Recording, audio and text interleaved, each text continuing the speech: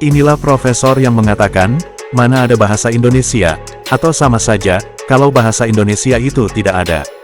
Namun profesor ini pun memberikan cerita tentang kehebatan wanita yang sangat berpengaruh yang ada di Indonesia, tepatnya di Nangro, Aceh Darussalam.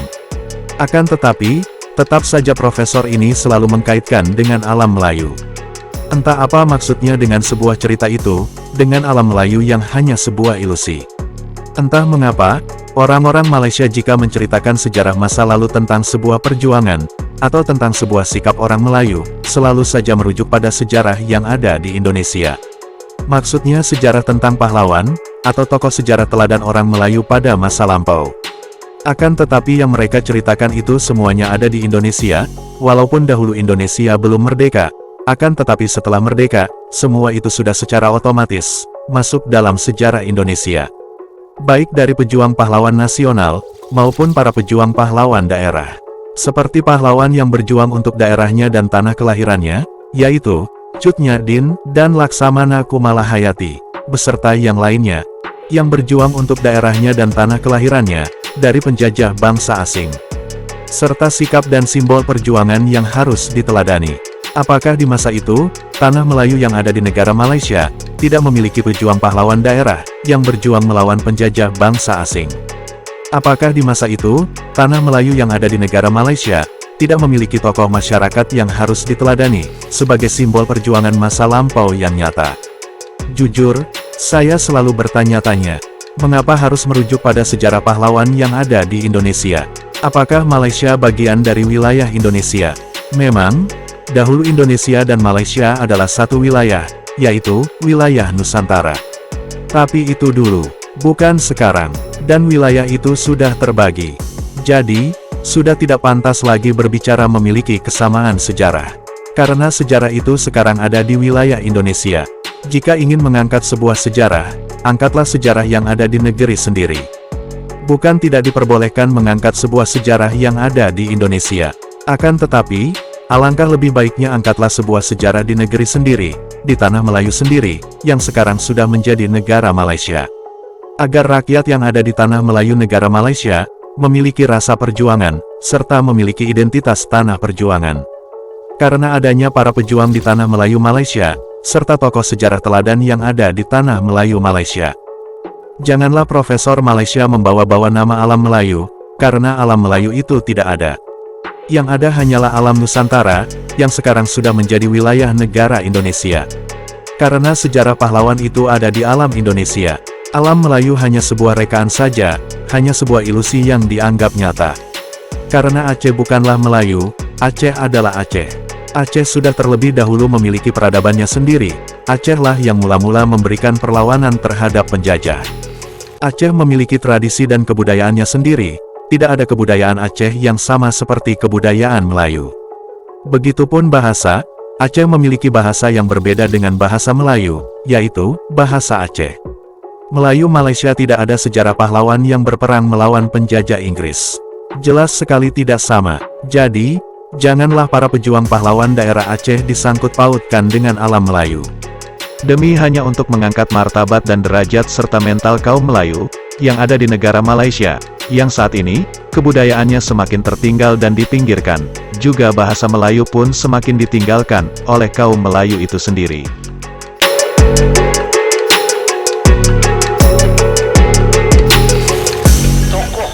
Mungkin muslimat pernah dengar. Ini kemudian lagi daripada itu, mungkin muslimat pernah dengar nama Cut Nyak Dien. Dia ada filem Indonesia. Indonesia ni bagus, dia buat filem. Kita pun buat lah filem kan. Tapi Cut Nyak Dien ni dia memang ada filemnya. Cut ni kalau orang Aceh, Cut ni lebih kurang macam kita ni kerabat buat lah kot. Kan, Cut Nyak, yang itu macam kita lah Tengku. Kalau Tengku dia Tiuku, Piramli itu Tiuku Nyak putih kan. Cut Nyak dia lahir tahun 1848. Bapa dia ialah Tiuku Nanta Setia. Ini daripada keturunan Kesultanan Aceh juga. Ya, Cut Nyak ni tahun 1862 dia berkahwin dengan Tiuku Ibrahim Lamnga. Tiuku Ibrahim Lamnga. Dengan perkahwinan dengan Tengku Ibrahim Lamnga ni, dia dapat seorang anak yang namanya Cut Gambang. Jadi pada bulan Mac 1873, meletusnya perang Aceh yang pertama. Belanda menyerang Aceh. Sebab Belanda ni dia nak menguasai seluruh Jawa dan juga seluruh Sumatera. Jadi dia menyerang Aceh. 1873 bulan Mac. Dalam perang Aceh yang pertama tu, Aceh menang. Aceh menang dan kepala perang Belanda masa itu iaitu Johan Kohler. Johan Kohler itu sendiri kena tembak mati di bawah satu pokok sak. Dia duduk sembunyi dalam tu. Orang Aceh tembak dia berdebu kena mati. Jadi berundurlah pokok Belanda ni. Menanglah Aceh. Kan? Pokok tu dipotong dan kayunya hari ini disimpan sebagai satu artifak kenang-kenangan di Muzium Aceh. Saya pergi ke Aceh ni 6 tahun selepas tsunami dan saya pergi tengoklah batang pokok kayu besar dipotong dan disimpan sebagai kenang-kenangan untuk menunjukkan kepada generasi kemudian bahawa di bawah pokok besar ni lah Johan Kohler kena tembak mati dengan pejuang Aceh. Kita tak ada benda gitu kan. Jadi sebab tu kita duduk semangat benda lain. Bulan November tahun yang sama, Belanda nak balas dendam, maka mereka melancarkan perang Aceh yang kedua. Dalam perang Aceh yang kedua ni, Tengku Ibrahim Lamnga syahid di sebuah tempat yang bernama Selageli Tarun pada tahun 1878 sebenarnya. 1878 dalam perang Aceh yang kedua, Tengku Ibrahim Lamnga ni syahid. Nampak? Jadi bila dia syahid, maka sedihlah Cut Nyak Dien ni bersama dengan anak dia Cut Gambang tadi. Masa tu ada seorang lagi pembesar Aceh yang bernama Tengku Omar. Jadi Tengku Omar ni dia merasa kesian kamarnya dekat Cut Nyak Dien ni. Dia pergi lamar Cut Nyak Dien lah. Dia kata, "Mailah kita nikah." Nampak aku kesian. Cut Nyak Dien kata, "Nak nikah dengan dia boleh, tapi dengan satu syarat. Dengan syarat izinkan dia pergi perang dan dia kata dia akan bawa sekali Cut Gambang ke Medan." Tengku Omar kata, "Sudahlah pula lagu tu." Orang Aceh ni dia bawa Quran di tangan kanan, rencong di tangan kiri. Walaupun sampai masuk ke dalam hutan, mereka melancarkan serangan-serangan berbentuk gerila. Yang ini yang menyebabkan Belanda tak boleh tahan. Pada hujung tahun 1878 itu. Jadi teruslah berperang dengan Cut Nyak Dien sekali turut berperang sama melawan tikam dan sebagainya, menembak. Tahun 1893, oleh sebab kuatnya asakan daripada Belanda, ramai pejuang Aceh yang syahid.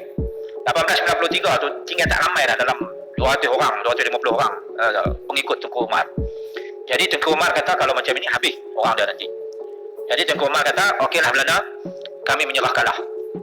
Jadi Belanda kata, "Okey, kalau macam tu kami lantik kamu jadi kapten Belanda." Dan Tengku Umar kata, "Tak apa, lantik."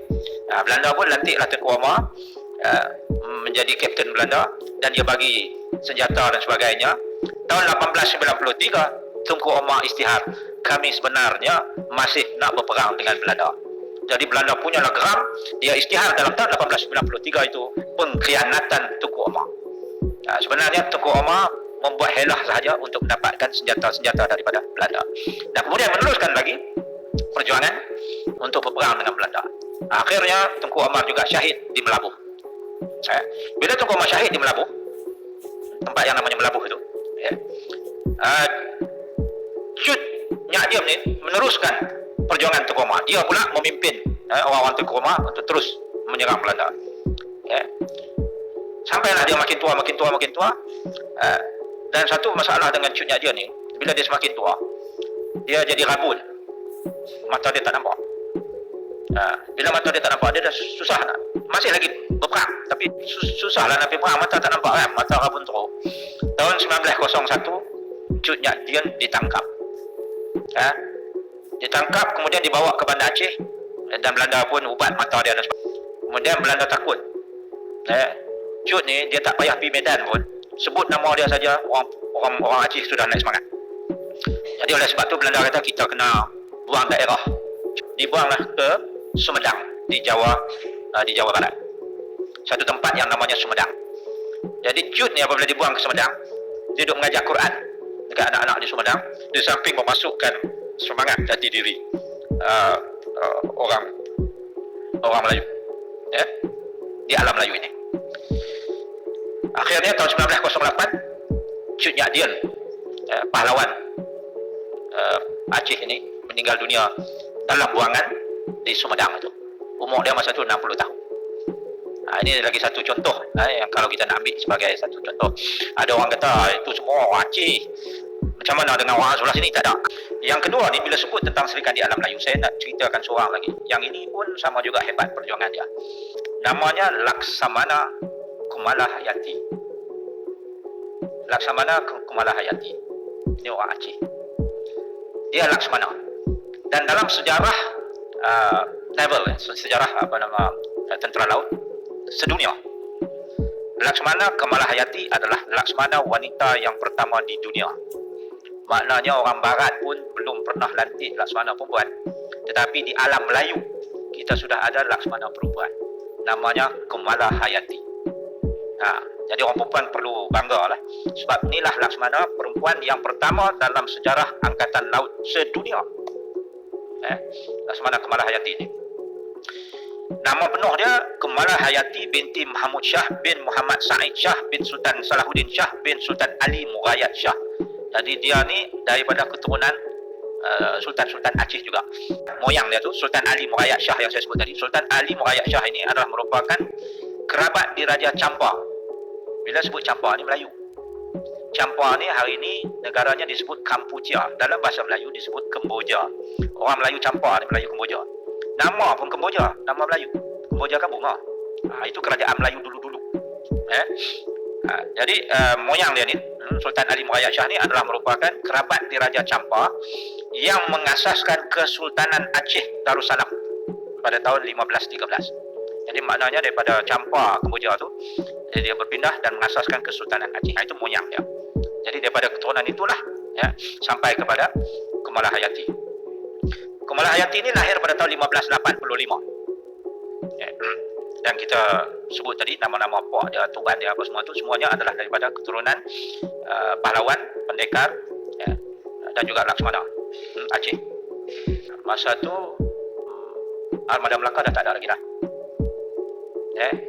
Laksamana Melaka Hang Tuah tu dah tak ada lah masa tu. Ini zaman lain lah. Jadi Aceh masa itu melaksanakan kesamarataan. Maknanya wanita pun boleh dilantik ke jawatan-jawatan tinggi. Nampak? Itu tahun 15 lebih tau. Orang putih ni yang dia duduk buat feminism, memperjuangkan kesamaan hak dan sebagainya. Untuk Profesor Malaysia, jika ingin memberikan kisah teladan dan perjuangan dari orang-orang terdahulu, alangkah lebih baiknya mengambil kisah dari negeri sendiri, dari negara Malaysia sendiri, dari tanah Melayu negara Malaysia sendiri. Karena Malaysia adalah sebuah negara, janganlah selalu bercerita tentang contoh teladan serta perjuangan orang Melayu, berikanlah judul cerita tentang teladan serta perjuangan orang-orang Malaysia terdahulu saja. Jika tidak demikian, negara Malaysia tidak akan pernah memiliki identitas jati diri bangsa, sebagai sebuah negara Malaysia.